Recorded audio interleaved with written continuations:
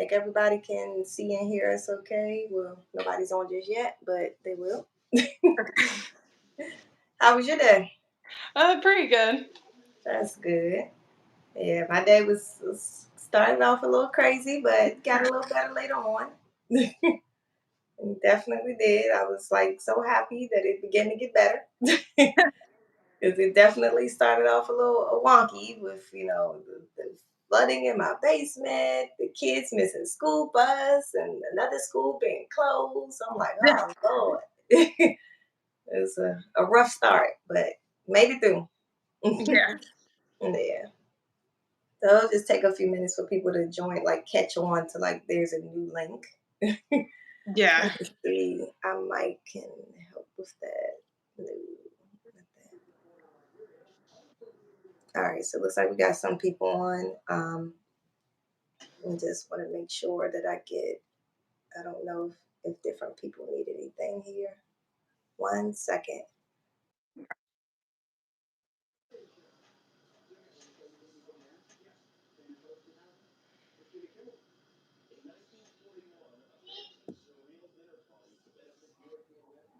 All right. I'm just trying to make sure I get, some people on who was already on. I'm sending them a link now. So Okay. it's working.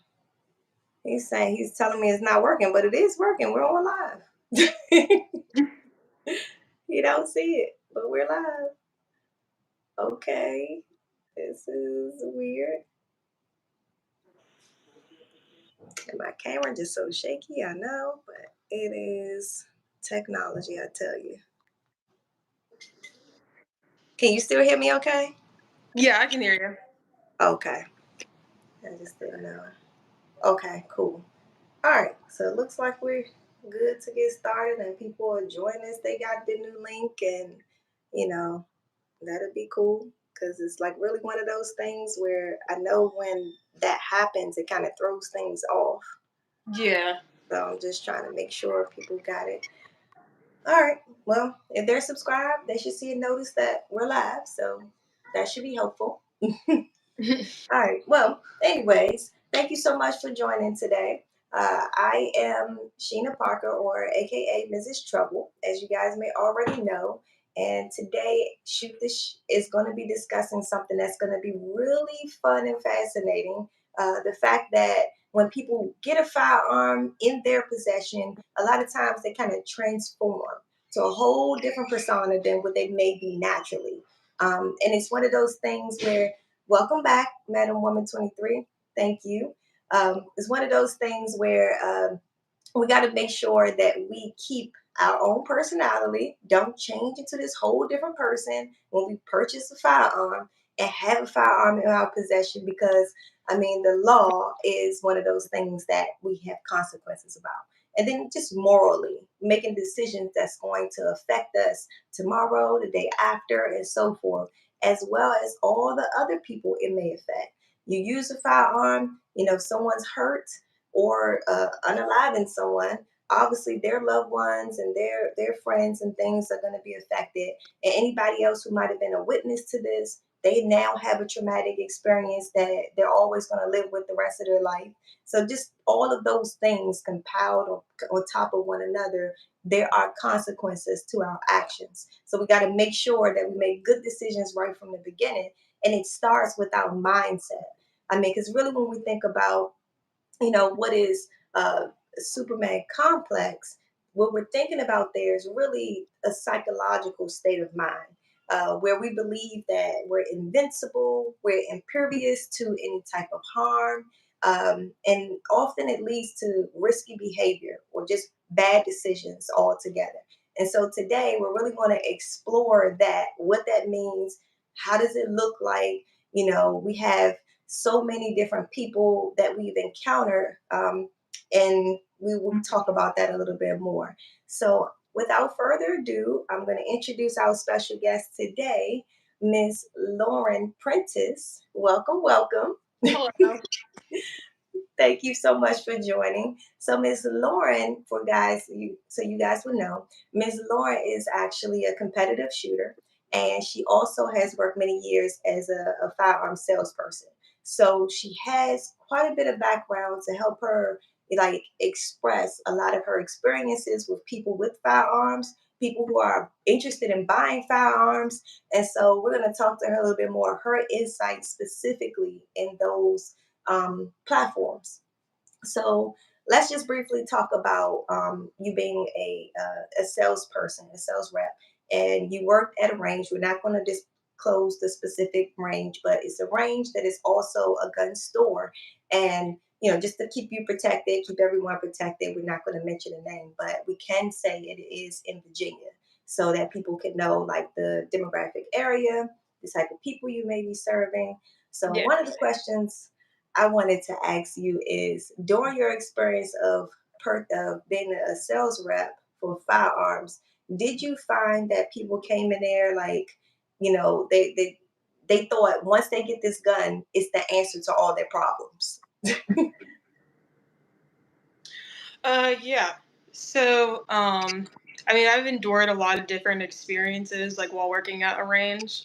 I started out in 2021, so I was a little more timid into the whole firearms experience and everything because I had a little bit of experience under my belt from shooting, but I hadn't really had anything coming back from a like counter or anything like that. Just working behind the counter, engaging with people and that type of thing. Um, but um, I had I started out in 2021 working there because my husband had got me into the whole competitive shooting type of thing, and as well as my mentor who worked there as well, and who Mhm. actually still does work there, got the whole competitive shooting era of everything. Um, but yeah, I mean, I've had a lot of different experiences while working there.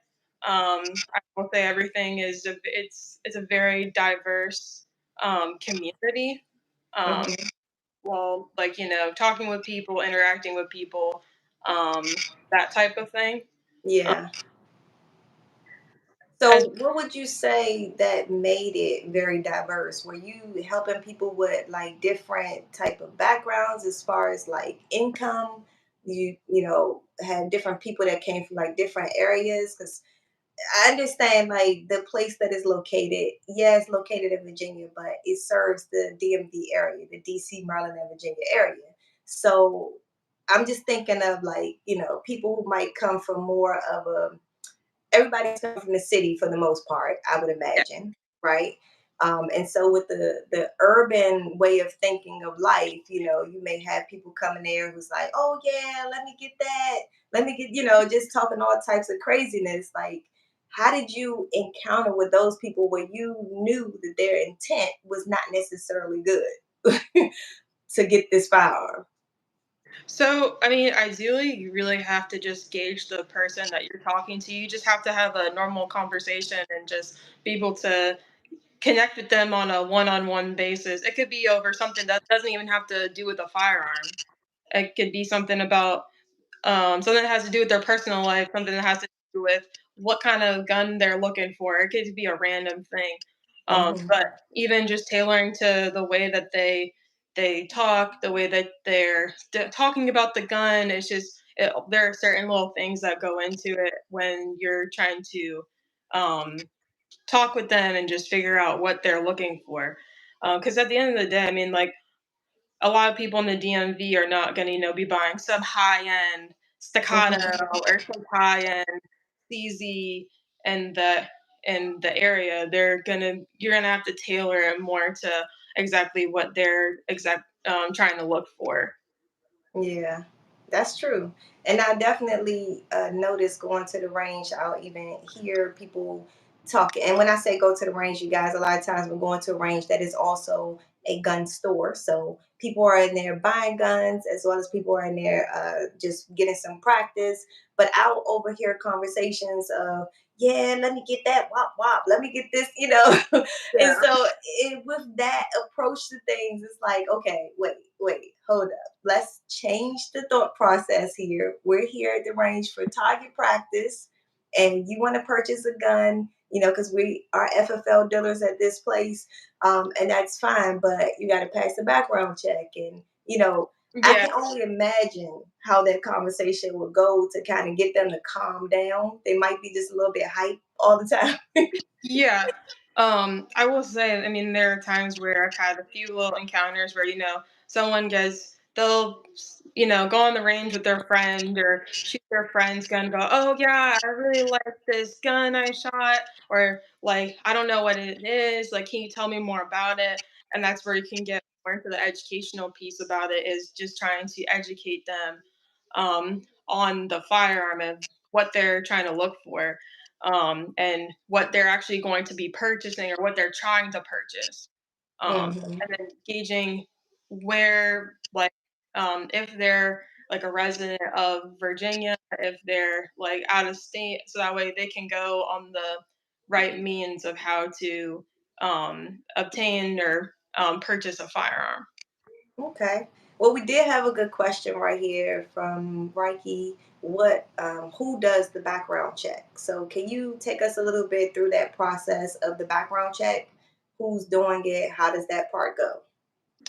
Yeah. So basically, um, once the individual who's actually buying the firearm is ready to purchase the gun, the clerk behind the counter is the one who normally will initiate the background check.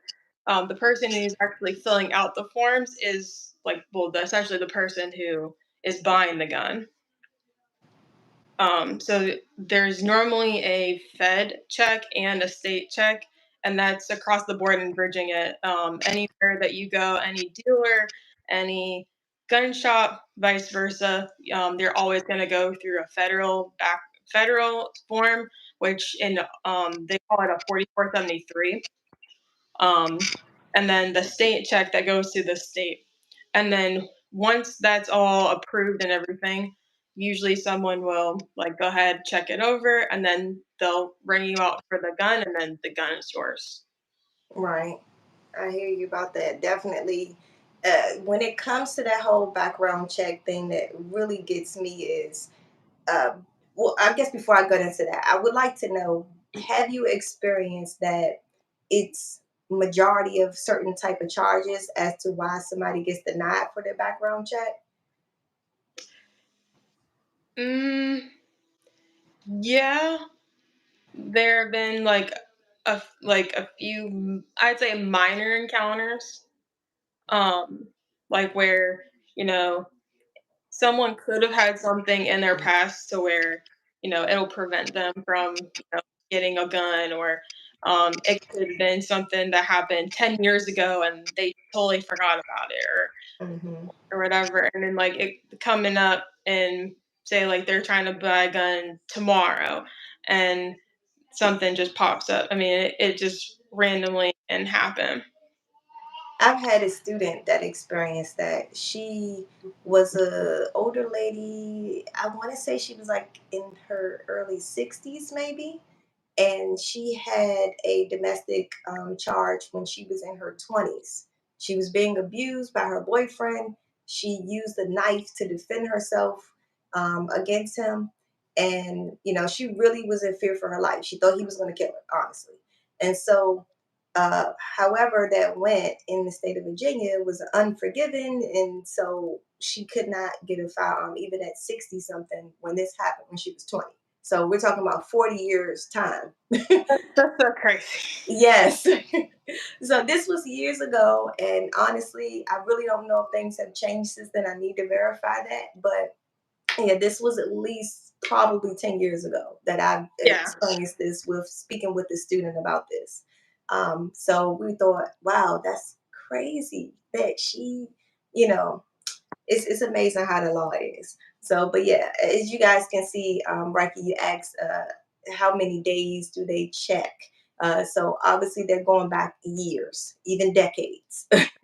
And for some states, they are a forgiving state, so they do have a statute of time where some things is kind of like, okay, not necessarily you got a clean slate, but you kind of do in some ways for some things. But for some states, they're unforgiving. It doesn't matter how long ago something happened, you still want to get denied. Um, yeah. Usually, I want to say it depends on what it is because Hmm. sometimes in the state's eyes, I mean, like it could be something super, super like out there, super major, and they'll go, "Oh, well, this happened or whatever," just so be it. Or Hmm. like there'll be certain means to getting through that type of thing. Or it could be like a super minor thing, and then to the state, it could mean something a lot big. Right. But it all just goes based on what the law calls for and like what the protocols are um, Hmm. in terms of buying a firearm. Because even when you're going through a check, they normally do. There are a lot of questions that you're reading and answering that are describing the law. It also describes on who is like the ineligibility and eligibility in order to buy a firearm. Right. And I think that's kind of, challenging, especially if you are not familiar with the law. It can be a little bit difficult for you to read and understand some of those forms. So it's really great that you have people like yourself that will understand that and kind of interpret and be able to help people get through that paperwork. Um, have you ever experienced someone who you were just like questioning whether or not they were even cognitive enough to even be approved for a firearm or like have a firearm in their possession? Yeah.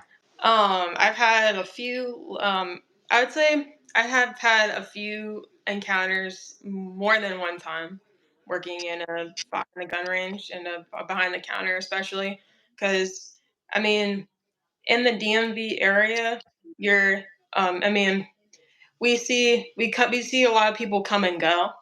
So you're always like encountering people from different angles, like different places and such, Hmm. um, and just getting to know different types of people. But it's really just a means of just trying to figure out what their means are of getting that firearm, if it's for concealed carry, if it's for open carry, if the state, wherever they're at, if it permits it, if they're using it for recreational use, if they're practicing on the range, if they need it for work, or if they're trying to be get into competitive shooting.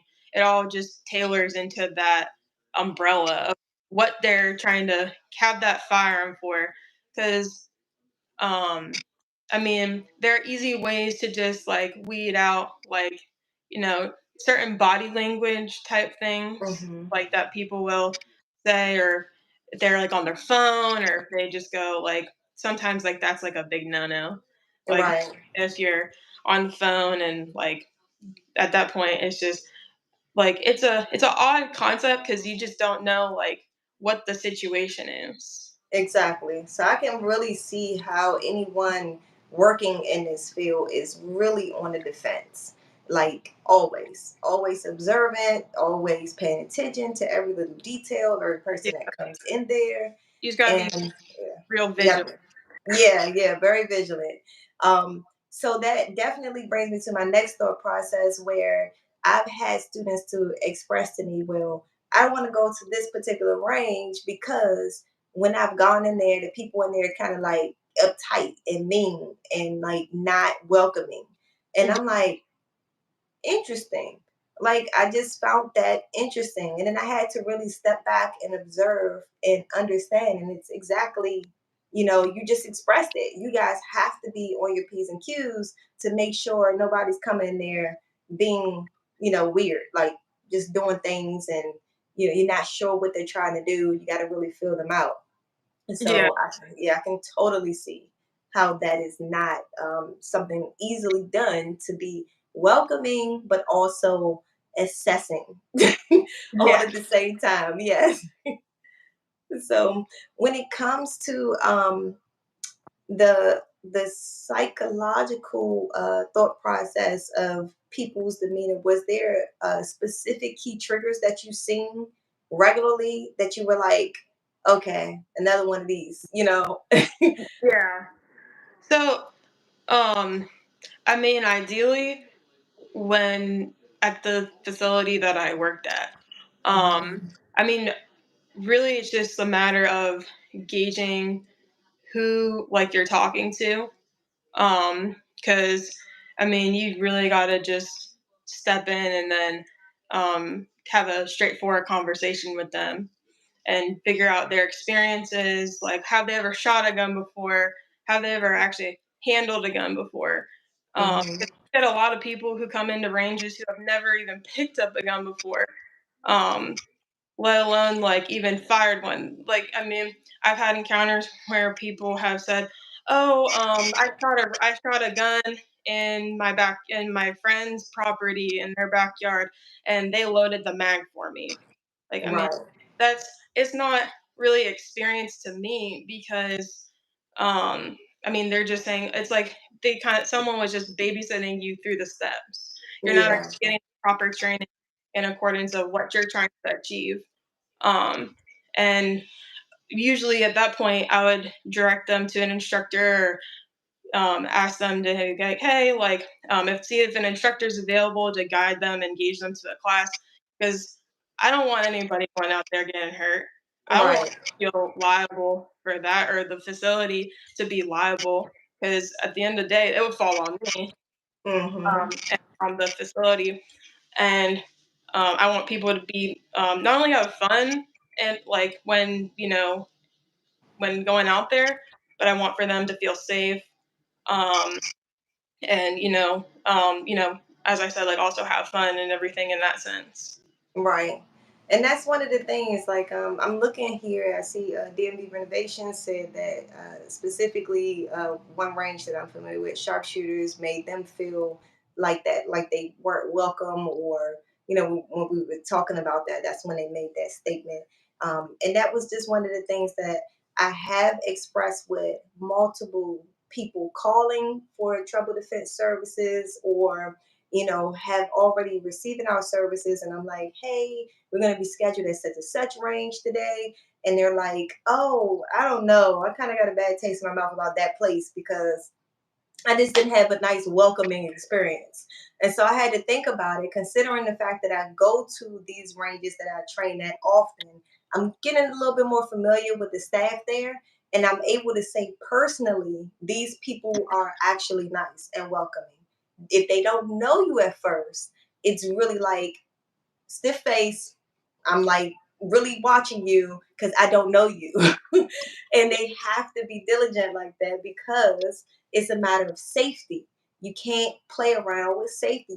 They have to take their job No, very seriously. Yeah. you can't. Even coming from like experience, like my own personal experiences, like it doesn't matter what facility you go to, they're still gonna evaluate you head to toe. Um, Exactly. like, what are you here for? What class are you here with an instructor? Are you here to shoot on the range? Do you have somebody who's with you, teaching you or guiding you how to shoot? Or are you here with a group of people here to shoot? Because at the end of like they're not trying to be like mean or anything. It's just they're just trying to figure you out and just gauge who you are and like what you're trying to like kind of your A to B point like thing Right. is and what you're trying to accomplish because at any range they still want you to come back and have a good Hmm. experience so that way you can come back because that's how a lot of ranges in the area continue to have like good clientele and continue to have that retention Yeah. with Well, their someone said, well, why not be friendly? Because it's a thin line between being too friendly and then lose your focus, is what my guess would be. So that's just me guessing. Maybe you would better be able to answer that question. yeah, I mean, I would say, like, well, from my personal experiences, yeah, I mean, I would greet them as they come in and say, like, hi, how are you doing? How can I help you? What can I assist you with? And then, there are a lot of times, like, where people would, be in the wrong space. So, oh, I have a class with an instructor. I need to be with an instructor. Or, oh, I have a class with this person. And I would say, oh, yeah, like, I know, like, Sheena or from Trouble Defense or oh, I know whoever, oh, I know where to take you or I know where to put you. Um, Yeah. Oh. um, that type of Yeah. thing. But it's more of a matter of like kind of at the counter, you're assessing, kind of going, you're basically going through steps to assess them on their own personal experiences about like, because sometimes like they could come in and like they would want to like go on the range, like they're like, oh, I want to shoot that AR right there. Oh, I want to shoot this. Um, or oh, like I'm looking to buy a gun today, but I've never shot a gun or I've never held a gun, that type of thing. Like I've Yeah. had a lot of different encounters about that, is where I would go, hey, like why not try a class first, so that way you can try and see and choose, like, because sometimes they'll look at, like, they'll see a gun, and whoever knows, like, like there are a lot of influencers out there. Hmm. There are a lot of people who say, "Oh yeah, I saw this gun in whoever's video on YouTube, Right. or I saw this review on the 65X. I want this gun, or I want the Glock 17." And they'll go like they have never held it, they've never handled it. Sometimes, I mean, I would have encounters with people where they come in and they don't they don't even know how to take the mag out. They don't have know how to walk the slide to the rear. Like they just don't Yeah. know the mechanics um, of the actual firearm or how to use it. At that point, it just puts me in a odd predicament of going like, okay, like, do you really know how to handle this gun? Like, do you really Exactly. know what you're doing? Or they'll say, oh well, my friend is here, like they can teach me, and like then I will assess the friend too, because I just go, okay, like you say your friend knows how to use this gun, but Hmm. do they actually know So how to? I've seen that in play before. I kind of just was waiting. I was waiting for a student to come, and I observed one of the sales reps talking to someone in that same predicament where one person didn't know how to do something, and they said the other person was there with them to assist them with things, like teach them how to do things. So what the sales rep did then was handed the person who's supposed to know how to do things the empty firearm and Yeah, said, well, lock it to the rear or take out the magazine or ask a question like, how do you check if this firearm is unloaded? Things like that. Just like a little quick, clinical test, if you will, like, hands-on test. yeah. And based on that, they kind of use that. Is that a tactic that you use as well to determine whether or not to advise them to do training or tell them they can't shoot today? Yeah. So in my experiences, yes. So I would use that tactic just to know, like I would clear the gun, make sure that it's clear before I handed it to them. And I would say, Hmm. okay, aim it at this wall. And then I want you to take the mag out and lock the slide to the rear. Hmm. And I want to say 5% of the people, yes, could get the whole have the mechanical aspect of it down. The other 95% were not successful in their capabilities of being able to take the mag out, lock the sides to the rear. Because I've had people, okay, you can press the button to get the Hmm. mag out, but when it comes to locking the slide to the rear, people would always go and say, "Oh, can you show me? Can you just like Right. tell me how? Can you just show me how to do it?" I just go, "No, like I cannot do that. I cannot show you how to operate this firearm, because I want to ensure that you know how to um, operate this gun, because you're going out on the range operating this gun, and there's also a safety officer, a range safety officer out on the range watching you, to ensure that you're being safe and not doing anything that could harm people or get into harm's way." Yeah. And I really, really think that, okay, so one second. I want to go back to the comments here because I'm seeing someone who is saying that they're in Texas and at the ranges that they've experienced, they act like cops. And like just the thought process about that, I would think that they should because you guys have to assess if these people are people who are going to cause other people harm because of their neglect or their lack of knowledge and so or lack of skill rather as we pointed out. So this is why they would be a little uptight, if you will, when she's saying that or he's saying that they act like cops. I would imagine that's what they mean.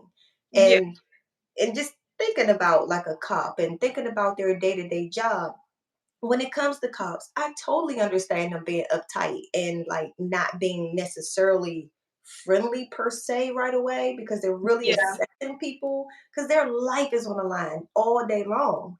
And Yeah. even as a cell rep, your life is on the line because people could come in there. It's in Virginia. People can come in there with a gun. They have it, holstered, so they may already have a firearm. Yeah. Virginia is also a open carry state, so I mean, you could have a gun holstered and then like in your holster, but just depends on like where you're going Yeah. and And the like thing is, someone also stated need more women instructors. I do think that that would go a long way.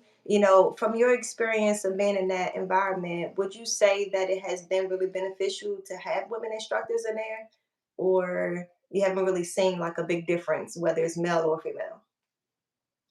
um I've seen a little bit. I think it's more based on like customer clientele preference because Hmm. some people feel like some women that are a little bit more newer into the firearms community and like getting themselves more acquainted with a gun are Hmm. more used to having a female redirect them and correct them and going, oh, hey, like, make sure that, you grip your gun in this fashion or in this way. Or, oh, make sure that you're doing this. Because from some of my, like, encounters, I mean, I've seen different things where some women are a little, like they feel, like, intimidated Hmm. by a man or by someone, who's not a woman, teaching them how to use the firearm because sometimes they'll go, "Oh, well, I feel that, like, I wasn't respected," or, "Oh, I feel that," or whatever. It's comes sometimes based on, like, more personal preference. But Right. from my own personal experience, I've been taught by everybody. Um, so, I mean, it all goes based off of like your own preference. Like me Yeah, I personally, can see that. Yeah, I I can totally see. prefer. I mean, it could be anybody, but as long as they're pushing me like Hmm. to make the corrections and to go, okay, this is what you need to do. Right. I To can make totally see that making a big difference. Like, I know for me, starting out learning how to use guns, it was my husband that taught me. And for whatever reason, I just was not listening. I wasn't interpreting what he was instructing me to do. And I felt rushed and I felt like he was pushy and da da da da. And it may have just been the familiarity between us having a familiar relationship. Had yeah, he have been a stranger, I might have been a little bit more receptive, honestly. So it could have been possibly that the fact that he was a male, but the fact that we were familiar. And I see that a lot in the range and I hear that a lot coming from my students. I'll have husbands and dads call me and th- say, "Hey, I need you to train my wife. I need th- you to train my daughter because I tried and I failed." you know, and I think that she'll do better with having a female instructor. So I've had that numerous of times, and so I would have to agree with you though. It really depends on the person. It does. yeah, yeah. Just for me personally, because I do train a lot for like very high tense, like shooting competitions and everything. So usually 9 times out of 10, it's always a dude, like always training or doing the training, and they're 5% of the time I'd say like they're real friendly, and then the other half is like real tense, like they're real in game mode because Hmm. want to prepare you for success and they want for you to do well and to do good at your comp and to, see a good outcome. Um, Right. I've seen that a lot when I first started shooting competitively because Hmm. I started I started my first ever shooting comp and about 9 months into me working at a gun range. I had like no idea what to expect. I had really um like no like kind of like idea of what was gonna go on.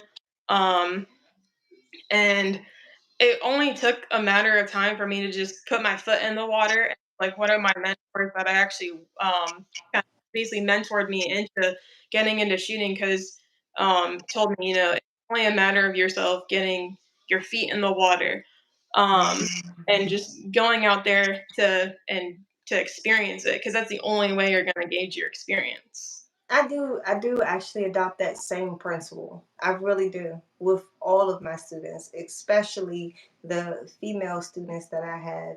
They do tend to be a little bit more apprehensive, but more along the lines of, I guess I would say that the female students that I encounter that has some, apprehension to shooting, they're easily able to like vocalize that. They'll tell me. They'll Yeah. tell me right from the jump. And then I'll have male students that won't say anything, but their outward body is saying it all. They're shaking, they're sweaty, they're jumpy every time the gun goes off. So they're really trying to compose themselves, especially in the presence of a female. They Yeah. don't want to look weak or embarrassed.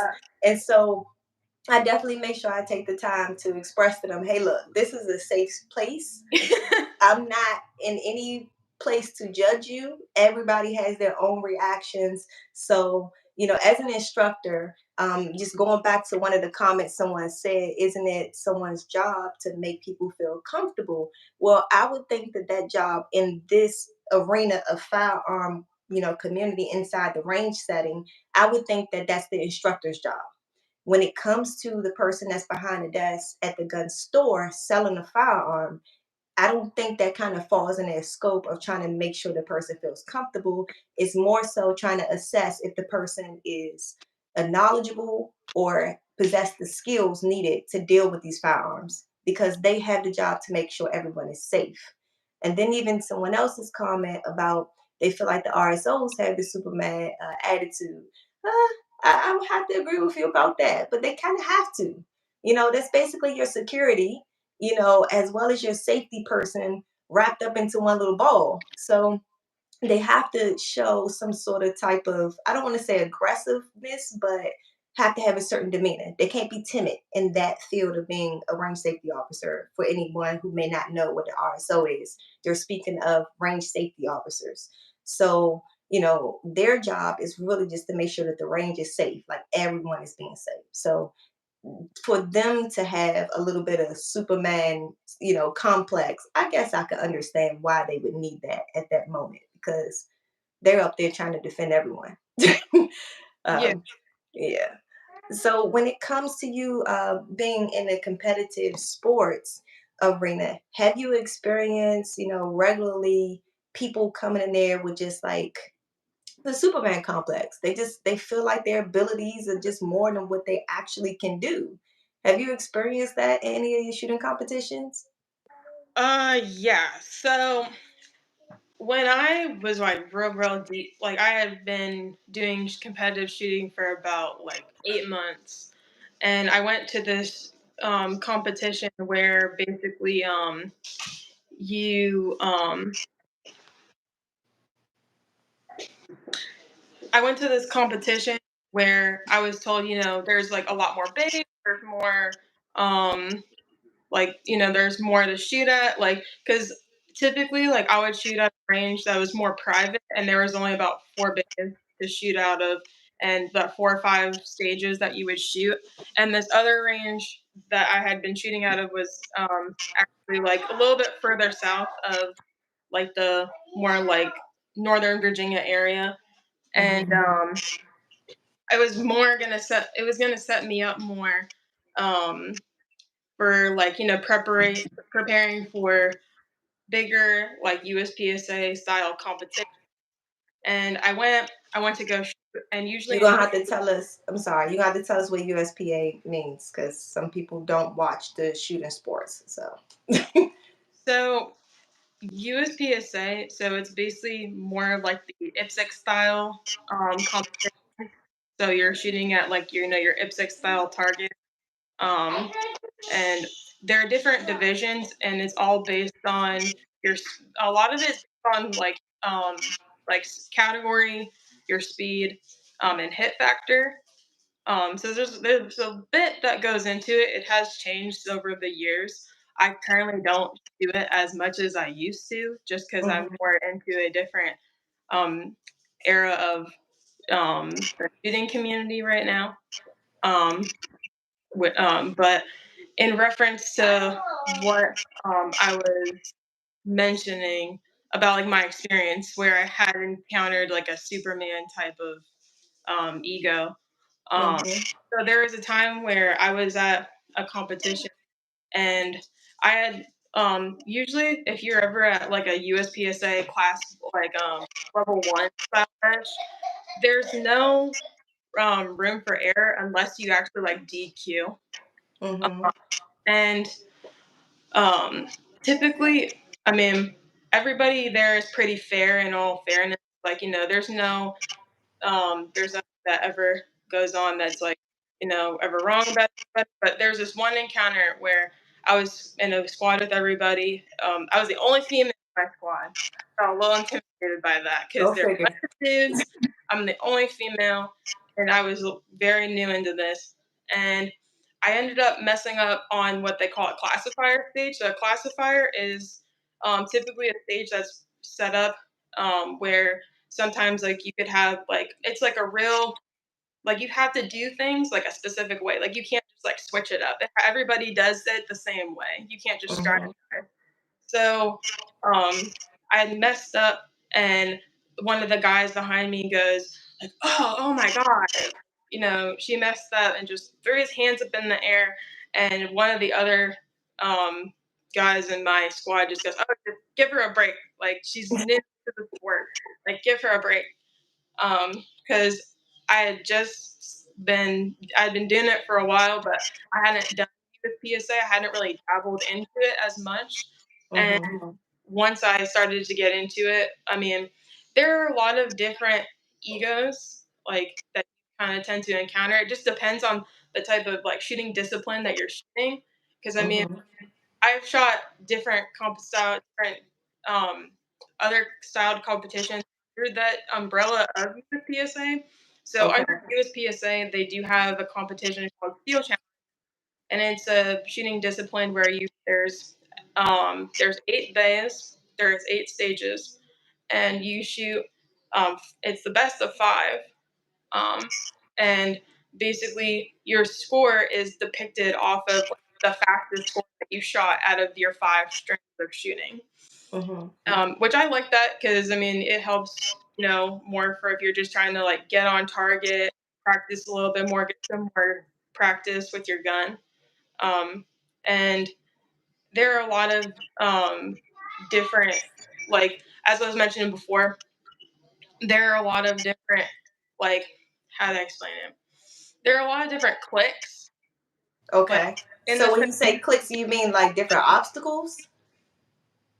Or like clicks that I would say as in like I'd say like the people who like are oh, affiliated oh, okay, with okay. the, Sorry. but um with Like those groups of people, events, yeah. um because I mean, Oh wow! So we going to high school when we do these shooting competitions. It's like got this click over here. This, yeah, are they separated by brand name of guns by any chance? not essentially, but I mean, like going into it, I mean, there's like different styles of like competition. So there's like I'd say that the USPSA like Steel Challenge umbrella, like they're both kind of countered into each other, but they have different rules, Mhm. but they still land under like the same umbrella. And then you have your 2 gun, multi gun, 3 gun type style matches, and then there's a lot of newer ones that have come about. I've actually did one like back early this year. It's called Action Steel. So it's almost like USPSA where you're just shooting IPSC style targets, but it's just all with steel targets instead of the IPSC targets. I So, love steel so targets. you just hear the pings all the time, like as you're shooting, and Mhm. it was pretty fun because I got into it at a local range, like in the area, and then one of the ROs or the match directors ended up just creating a comp where you just like, oh, like I'm creating this style competition, like I'm creating my own rules, and Mhm. this is the logistics, and this is the date, time, and you just show up. Um, Oh, okay. and I then mean, definitely that. I would imagine that being a little bit more interesting because you have a little bit more flexibility instead of having to be in a particular routine like everyone else, I guess. Um, so that may make that. But for me, the ping targets are everything. Like If anyone here has not shot at a steel target, you have got to get to a range that has steel targets. Okay, um, it's satisfying. I don't know what it is about that sound, but it's just like, oh, I made such a great accomplishment. I feel so proud of myself. Hitting the piece of paper is cool and everything, but it's nothing like hearing that steel target. Can anyone else agree to that? I'm just curious if I'm the only person that feels like that. So, I do want to go back to the comments though, because I have someone who was asking, "Have you won a competition?" So can you tell them a little bit about your experience and your win, and what did you win? When did you win? So, yeah, so I've had a win so far in my competitive shooting journey. I went and competed in Tactical Games 2023 at a range called Sawmill in Lawrence, South Carolina. It was a very interesting and very competitive competition because I mean, you have a lot of people competing for, like, usually, in a sense, you have a lot of people competing um, in the same division for that spot. Um, Hmm. and it took a bit of preparation because I had no idea what I was getting myself into at first. And just like the feeling of being able to just go out there and just to compete and then to accomplish it was very accomplishing because Yeah. I was so nervous going into it. And I want to say about a few months prior, I had ended up, as I was working at the range that I worked at, I had um, encountered somebody who was actually getting their gun fixed for the actual Tactical Games, but it was for something in 2022. And Okay. I had ended up um, like, talking with him and going, hey, I'm trying to get more involved with Tactical Games. And then he goes, hey, you should come out to this event in West Virginia. And there was an event out at one of the facilities there that they were um, vending. So I ended up going out there and then volunteering just to get a feel for the sport. And after that, I was hooked. I just go, okay, when can I start my training? I want to find out, like, who I need to talk to, how do I need to get in to accomplish this, like how can I get started? And people would just say, oh, like, get into a CrossFit gym, and because and then I ended up just talking with someone there who actually she created her own training team, or like her training group, that actually would train Oh, for, that's cool. and it was, at first it was an all female group, and Hmm. we ended up, like, they would go out on a Saturday, like one Saturday every month, and Okay. do a private range out in Culpeper, and they would go out there and practice. And then after 2022, they ended up becoming a co-ed team, like more, because a few of the guys in our group, like who knew about like our training, would say, oh, like, we want to be a part of the team, like we want to be a part of it all and a part of the training. So then we incorporated them into it as well. So then it That's made dope. um, them more a part of the team. So then we would come out and train all together the following year. But Hmm. um, I mean, as of now, I mean, stuff has changed so much to where, I mean, like I train with like a different group now. So a lot of stuff is a little different. Yeah. All right, that definitely is, it shows the progress along. Like, I mean, realistically, I've never been competitive, period. Like, that's just not my cup of tea. So, when it comes to being competitive in anything in life, my answer is always, I am who I am. I'm confident who I am, and this is what I'm doing because I'm doing it. Yeah. It has nothing to do with whether or not somebody else is competing against me. None of that ever matters. It's always about me competing against my own self, if you will, trying to make myself better.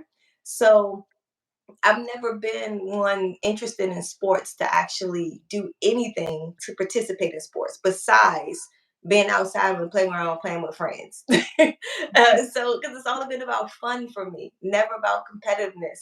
So I can only see how you're mixing, this thought process of competitiveness and firepower, and you're putting those two things together. I would imagine everybody out there in the shooting world has a little bit of that Superman, complex, because you got to be. I mean, you already are competitive because you're competing against others, and then you have this amazing power of a firearm in your hand.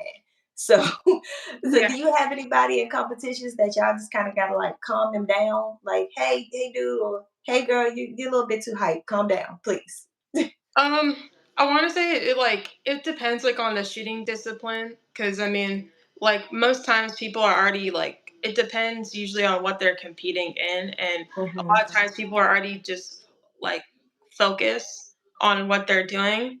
I see it a little more in like SEAL challenge competitions whenever I go, because sometimes like someone or if, like I've ever pulled games for people like if they ever pull like trapper skeet at like certain ranges where sometimes like they get a little like aggressive or like not I would say aggressive, but they It's just the go a ping little targets. yeah It's the or ping targets. It's or, hyping them up. Like or psychologically, you hear that ping, and you're like, I'm the guy. I'm the girl. Like, yeah or if they get a little over like a little upset that they missed the target or if they missed like a shooting play hmm, and then they just go oh man like or they'll swear curse and go oh man like yeah, and say I could have hit it and I just go like it's okay like there will be yeah. other attempts like there will be other tries and you just Yeah, gotta reinsert them and just go okay it'll I can hear you on that. I mean, really, just going to the comments here, people are definitely telling you congratulations for your win. That's amazing, and they're exactly right. Definitely kudos to you for that. Definitely keep going for sure. Like it seems like you really are into this thing, and I definitely want to see you win more. It's going to be awesome watching that journey. I've connected with you, Dale, so I'm a stay tuned, and I'll try my best to get out to some of these shooting competitions to actually support you in person. So I'm really interested to just to see that. And someone was asking how much do you charge for shooting like you. So would you be interested in training others to do that? So personally, so I unfortunately like I don't actually train like other people. Like I've had the opportunity and like taken like the NRA instructor certs and everything to be a Hmm. qualified instructor, but I've never really actually seeked that point just because Okay. like my own time and that type of thing. Because then also on the other side of it, I mean I'm a mom as well, so I always have to I have to balance out my shooting schedule and my work schedule with my son. So Yeah. it's a very complex thing. I feel at some point I will eventually like to get back into the the nature of going to like ranges more and trying to like teach people and Hmm. being a guide and a light for women and a voice for those who've never handled a gun before for women. You're already doing it. Because You're I already mean, doing it. I the mean, honestly, like I can tell you for myself, it's not every day that you would meet a person who says, "Oh, I'm a competitive shooter," and they just so happen to be female. Like that's not every day. So you're already doing it. And I know for you, it may seem a little bit in the norm because you're doing it, and then when you go there, you see other females that are involved. But yeah, realistically, anyone who's not in that arena of firearm shooting sports, you're just not going to encounter people that says that this is their career path, or yeah, that they're doing it. So yeah. So but for Madam Woman 23, I do have a connect for you for someone who does do training in Virginia. Um, if you would shoot me an email, I can actually share that information with you. But if you just put shoot the and then SHHH at gmail.com. So shoot the at gmail.com. and the has three H's. Okay. But shoot me an email and I will be able to share that information with you about instructor that does help people with competitive training. So but when we think about, the whole idea about the Superman complex, we really have to think about some preventative measures. And you mentioned one important key earlier in our conversation where you said that you guys are assessing people before they buy a firearm, before they even go through the process of doing the background check and things like that. Or if they are interested in just going to the range to shoot, you're pretty much assessing them and directing them to do education. Hey, you can't shoot today because you weren't able to rack it back or lock it to the rear, things of that nature in a safe way, efficiently enough. So we're going to tell you, hey, you have to get training. So I think those are things that has to continue to happen in the gun community. Like people have to kind of help the community in whole see that as a vision, like that people are seeking training and that people will go get training even if you are used to growing up and shooting in the backyard. There's a whole lot of bad habits that can be developed in that environment. So what's your thought process about that as far as people getting education, and how that can mediate the Superman syndrome? Um, I would say that yes, I feel that women should get proper training before handling a firearm. And the Mhm. DMV area, I mean, like there are a lot of places where, and a lot of, I mean, now that I feel that there are more women like teaching people about firearms and everything now. Because I mean, Mhm. before, I want to say 3 years ago when I first started into all this, you barely saw a woman step up in the range, step up to like a gun or like on the range and go, oh yeah, I'm gonna shoot this AR or I'm gonna shoot this Glock. Like you'd have women shoot maybe 2 shots and just back away from the gun and go, oh yeah, no, I'm not gonna shoot this. Right, Um, right. You're and right. now it's more of a means of, yeah, like there are more women who are out there, um, you know, um, coming up to the plate saying like, yeah, I do want to do this. Yeah, I want to try this because I want to face my fears. I want to be able to conceal. I want to get my concealed carry. I want to, have a gun for home protection. It, Mhm. it all goes into certain different aspects of like what they're trying to do and the purpose Right. of what they're trying to do it for. Um, I mean, going into like the whole like more psychological thing with it, um there I mean, I would say it's more of like an assessing process as of like trying to like assess them as of like um what they're trying to train for as well. And I also think a part of the assessing process has to happen from the person who's interested in this. People really have to take the time to understand themselves and assess themselves to know if this is a path that is good for them.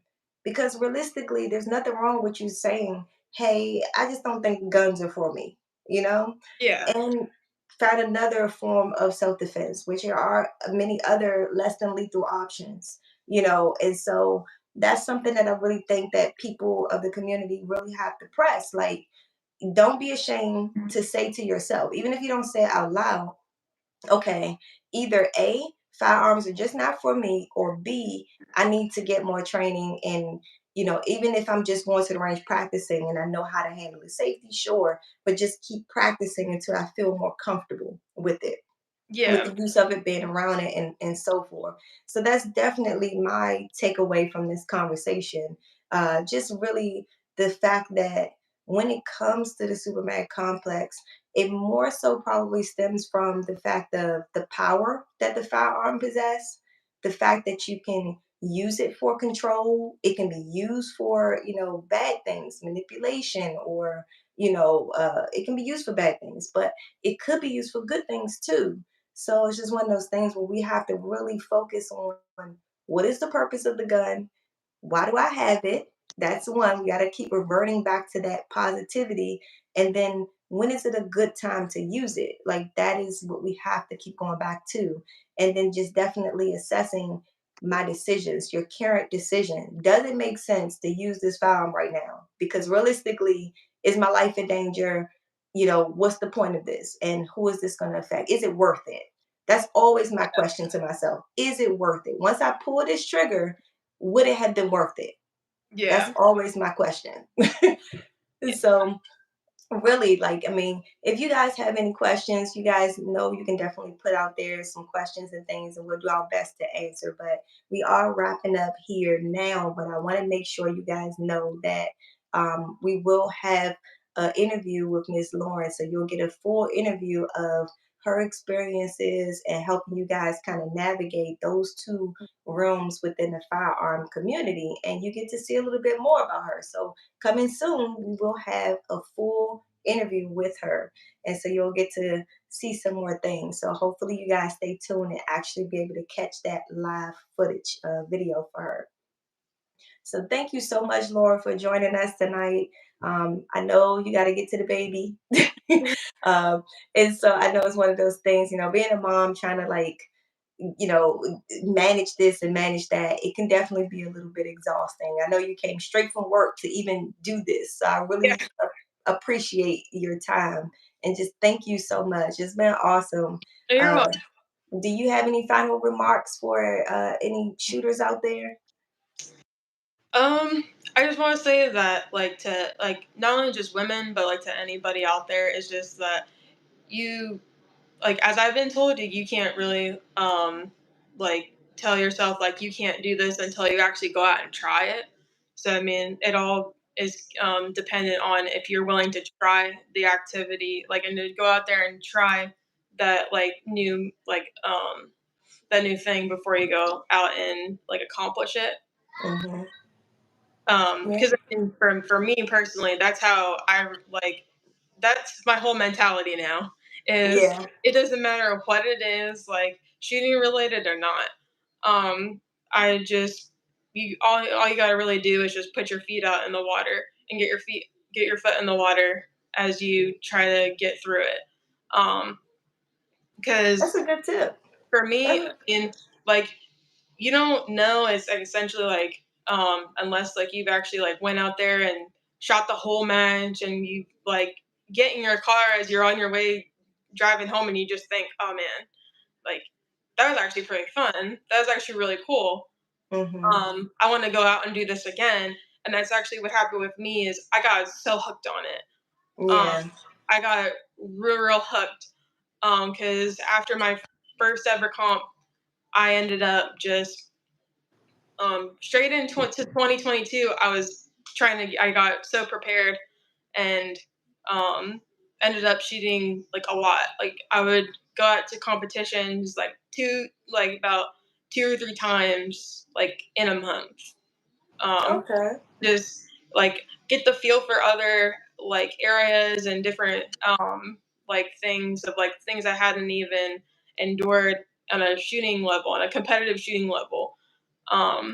Because there are a lot of times where, someone I knew from another comp would say, oh, come out and go do this comp with me, or come out and come shoot this. Like, I'm going to be out at this part of Virginia on this day at this time, come out. Or, oh, like, I'll get you in on a cheaper rate. I'm like, okay, count it in. Um, I hear you. I mean, it's one of those things where it's like it sounds like on a whim, but you do kind of have to be open to new experiences. It makes a lot of sense. So I really appreciate